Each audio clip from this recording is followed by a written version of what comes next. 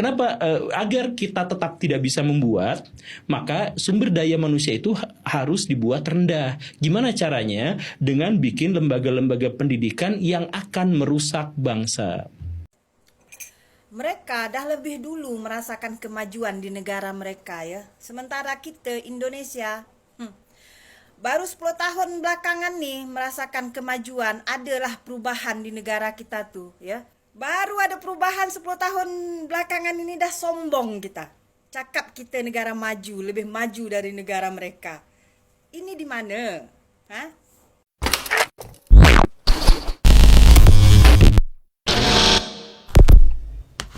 Hai, halo geng, Assalamualaikum warahmatullahi wabarakatuh. Berjumpa kembali dengan saya, Zainal Satori. Sebelum video ini saya mulai, gimana kabarnya kalian semua? Semoga semua yang menonton video ini baik-baik saja, dimurahkan rezekinya, selalu berpikiran yang positif dan dijauhkan dari mara bahaya oleh Tuhan Yang Maha Esa. Ini ada salah satu cerita geng, cerita kehidupan tentang EQ atau SDM kita ini rendah. Dan ini yang menceritakan bukan orang biasa geng, salah satu guru ataupun cikgu geng, guru gembul namanya. Beliau itu menceritakan pola pikir di Indonesia ini kurang tepat. Kurang tepat itu bukan berarti salah, berarti masih bisa kita perbaiki lagi geng. Ini tentang agama dan juga pekerjaan geng. Di Indonesia ini rata-rata katanya itu agama itu untuk tameng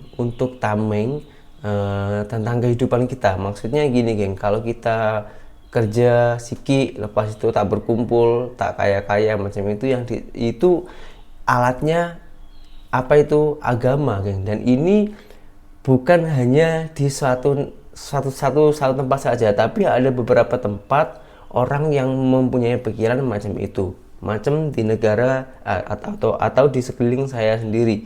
Biasanya orang yang memakai pemikiran macam ini itu biasanya orang yang kurang rajin atau bisa dikatakan itu pemalas. Nah, tentunya penasaran kan pembahasannya, cerita ataupun kenyataannya itu macam mana? Kita dengarkan dulu videonya geng. Kenapa orang-orang Islam zaman sekarang itu miskin-miskin?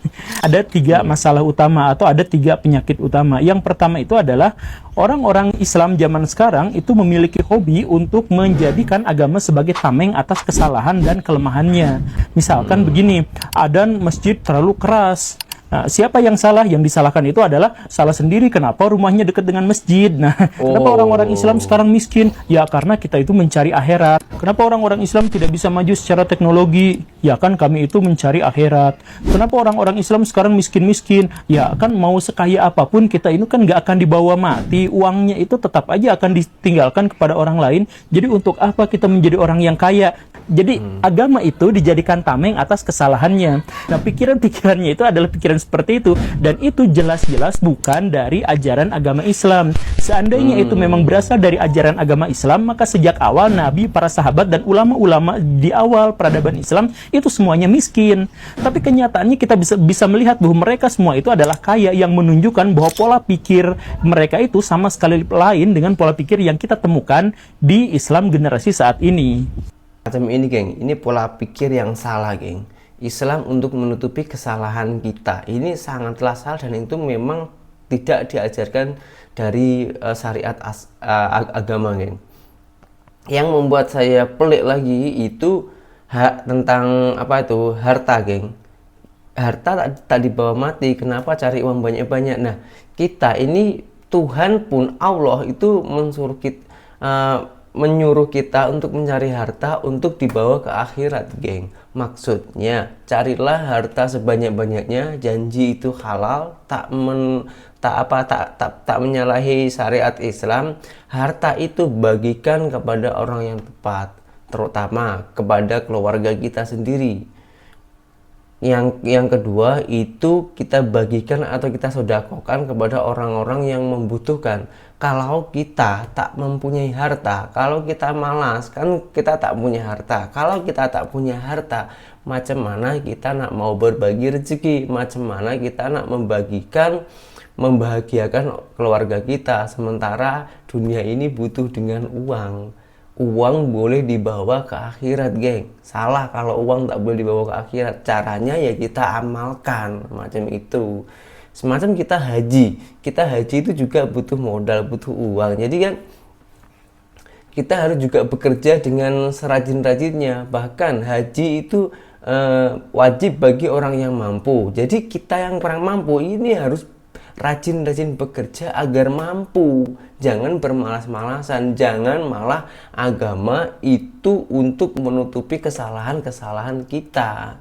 Nah, di video selanjutnya ini ada salah satu cerita kelanjutannya lagi, geng, dan ini sangat-sangatlah menarik. Ini ada kaitannya dengan di Malaysia, geng. Kenapa orang Indonesia itu SDM-nya rendah sampai-sampai dibodohi orang luar negara, akan tetapi orang Indonesia sendiri, orang pribumi ini tak sadar. Nah, ceritanya itu macam mana? Cuma langsung kita simak saja, geng.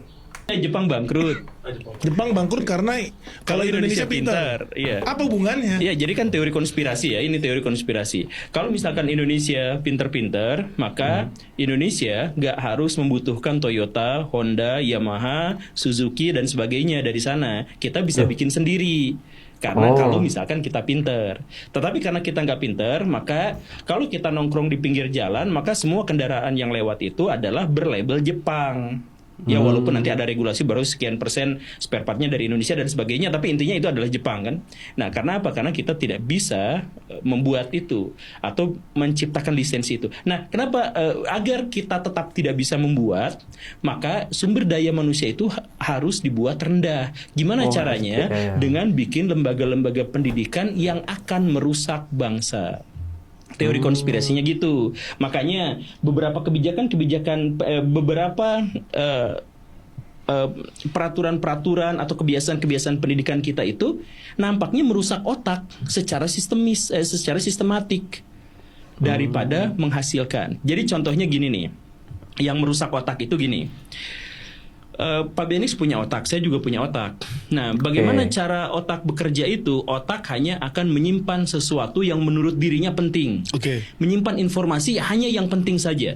Yang menurut dia tidak penting itu akan diabaikan. Lupa. Dan itu akan tergantung pada bakat yang juga sudah disadari oleh Pak Benix, disadari oleh saya. Jadi misalkan orang-orang yang sejak awal bakatnya memang musik, jadi dia akan mudah lebih hafal pada musik, dia lebih bisa menciptakan, dia lebih peka terhadap musik yang enak dan gak enak dan sebagainya. Nah, jadi kalau misalkan ada pelajaran yang berhubungan dengan musik, itu pasti akan menerap lama dalam otaknya. Gitu kan?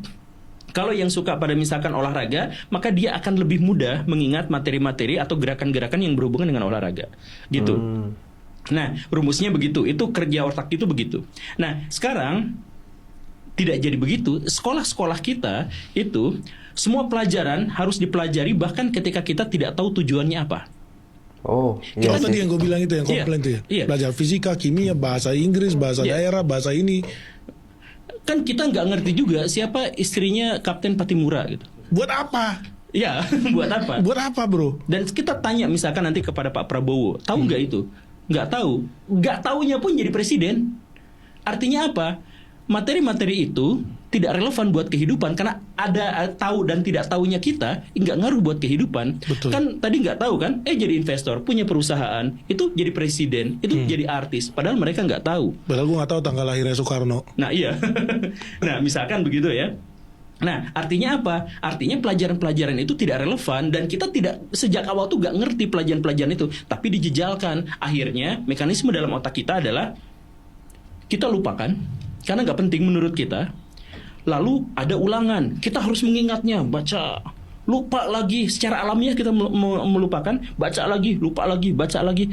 Otak kita sejak awal sudah dibuat stres, tertekan, buang-buang energi ya? Hanya untuk menghapus dan memasukkan lagi materi itu. Jadi otak kita tuh udah rusak. Akhirnya apa? Usia SMP, usia SMA, ketika kita sekolah, kemudian ada kabar guru ini nggak masuk, hore! Kan jam pelajaran paling enak itu adalah jam pelajaran kosong. Benar juga. Padahal pas kita kosong tuh sebenarnya kita nggak ngapa-ngapain juga sebenarnya. Kenapa kita seperti itu? Trauma belajar. Trauma belajar. Bayangin trauma pada sesuatu berarti kita takut sama sesuatu. Ini trauma belajar. Kalau sudah trauma belajar, ya kedepannya dijamin SDM kita tuh rendah. Karena belajar aja udah trauma. Menyakitkan ya. Nah, itu dimulainya dari mana? Dimulai dari sistem pendidikan di mana kita dipaksa mempelajari sesuatu yang bahkan kita nggak tahu faedahnya apa. Gua tuh masih inget Pak Guru, gua harus bisa membedakan mana putik, mana kepala sari, mana mahkota sari. Iya. Buat apa coba? Iya. Dan nggak jadi apa-apa. Proses simbiosis mutualisme ya itu masih boleh lah. Tapi proses bagaimana amuba membelah diri. Lu bayangin kelas 2 SMP dulu pelajarin kenapa amuba membelah diri. Ada proses mitosis, ada meiosis. Kenapa ya gue pelajarin ini ya? Tapi kalau gue nggak bisa jauh disuruh maju dicambuk. Ada yang lebih penting dari situ. Apa? Materi-materi yang penting justru gak diajarin. Seperti? Kalau misalkan mau belajar biologi, belajarlah tentang diabetes.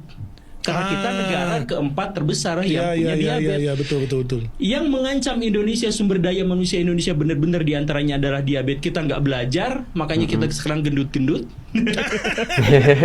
Nah itu juga. Tetapi di sisi lain sesuatu yang kita ngerasa nggak penting justru malah diajarin. Kan gitu.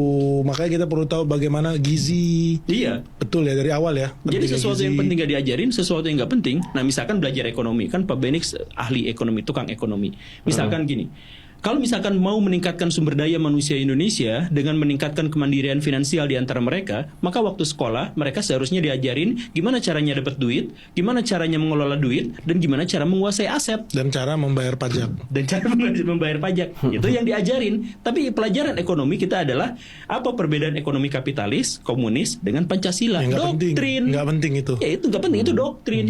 Nah, jadi yang diajarin ya cara membangun bisnis, cara membuat pembukuan. Iya.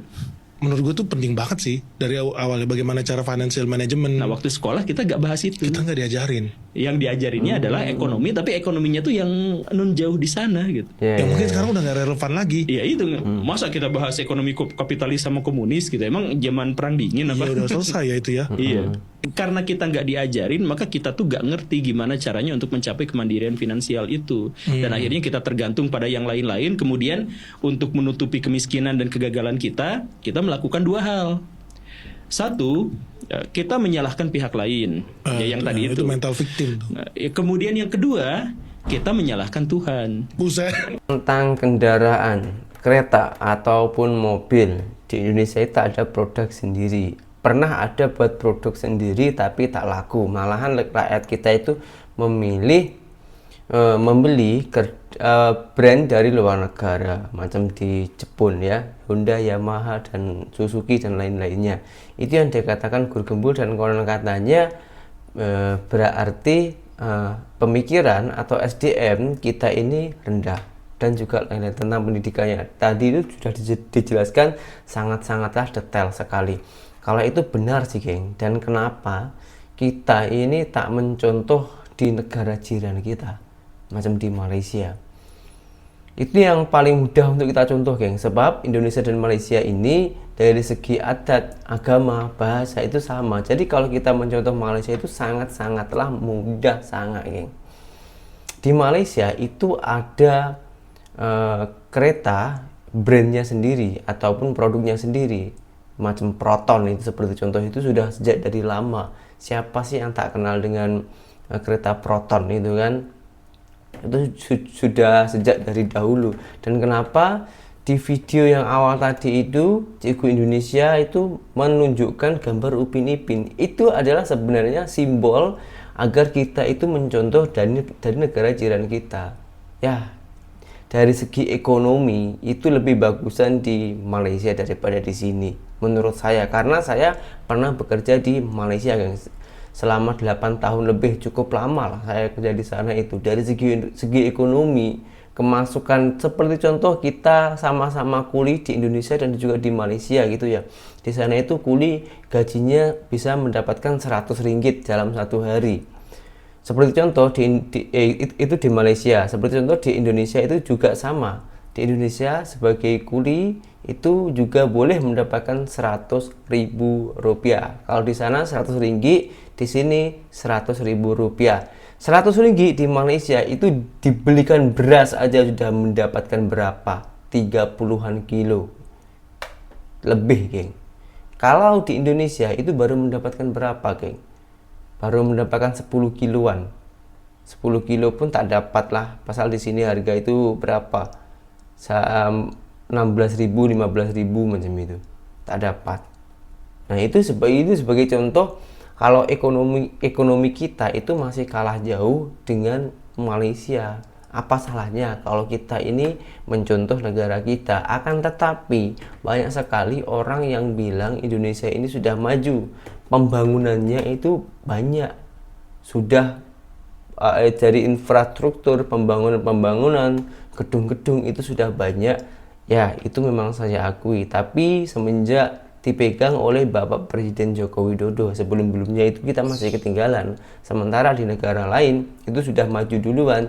Ini ada salah satu netizen Indonesia yang bekerja di Malaysia, bekerja atau kawin dengan warga tempatan Malaysia ini. Dia orang itu membahas hal itu, geng.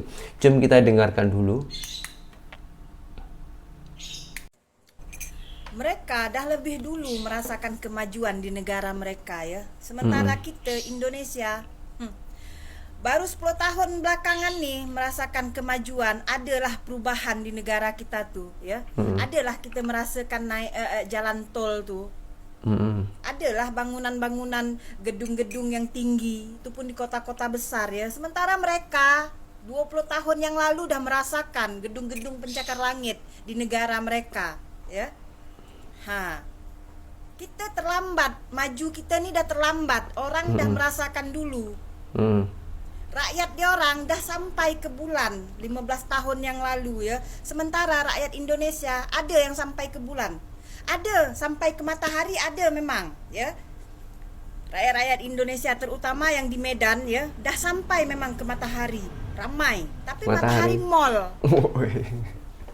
Coba tengok sirkuit Sepang mereka ya. Dah berapa lama ya? Diadakan di situ perlombaan dunia. Sementara kita Mandalika baru je dibangun, itu pun jadi apa sekarang?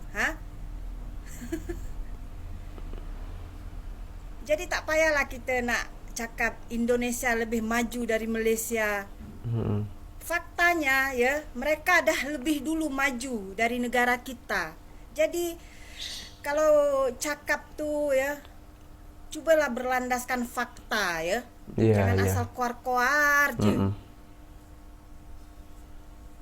Mereka dah lebih dulu maju, merasakan ya jalan-jalan mulus di negara mereka. Sementara kita baru-baru ini aja berpuluh tahun kita jalan di aspal yang berlubang-lubang ya. Sekarang baru ada perubahan. Baru ada perubahan 10 tahun belakangan ini dah sombong kita. Cakap kita negara maju, lebih maju dari negara mereka. Ini di mana?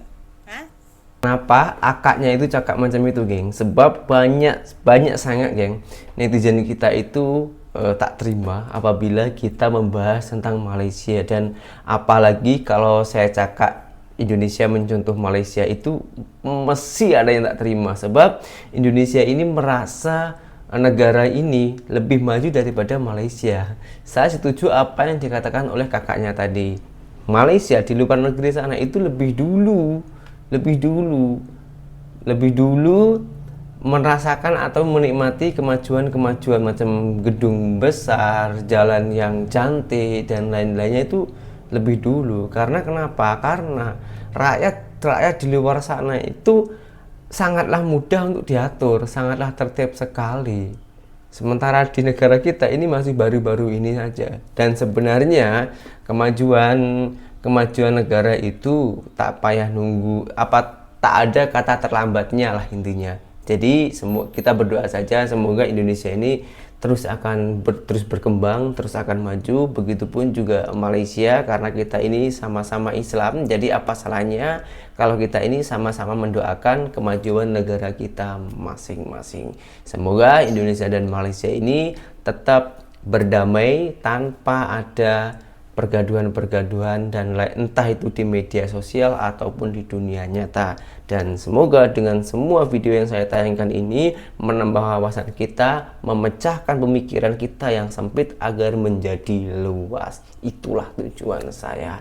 Berjumpa kembali di video saya yang selanjutnya. Saya Jainal Story, seorang mantan TKI Malaysia. Salam TKI sukses. Assalamualaikum warahmatullahi wabarakatuh. Bye bye.